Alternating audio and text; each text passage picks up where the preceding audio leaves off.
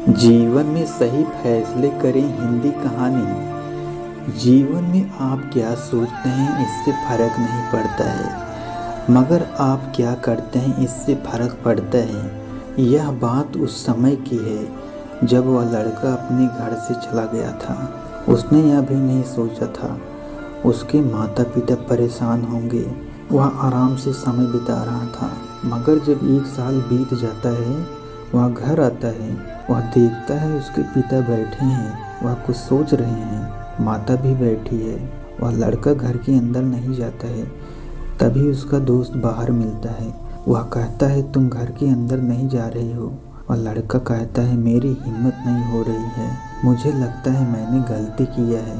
उसका दोस्त कहता है जीवन में आप क्या सोचते हैं यह फर्क की बात नहीं है, मगर आप क्या करते हैं यह बहुत महत्वपूर्ण है। तुम तो उसी दिन चले गए थे, मगर तभी से तुम्हारे माता पिता दुखी नजर आते हैं। मुझे नहीं पता है वह कब हंसे थे, मगर वह कब दुखी थे यह बात मुझे पता है। वह बहुत समय से खुश नहीं है, मगर तुम इस बात को कैसे समझ सकते हो। तुम्हें सिर्फ अपनी जिद पूरी करनी थी, इसलिए तुम चले गए थे। अब तुम्हें एहसास हो गया है, इसलिए तुम आए हो, मगर उन्हें तो उस दिन से ही एहसास हो गया था, मगर शायद तुम सुन नहीं सकते थे।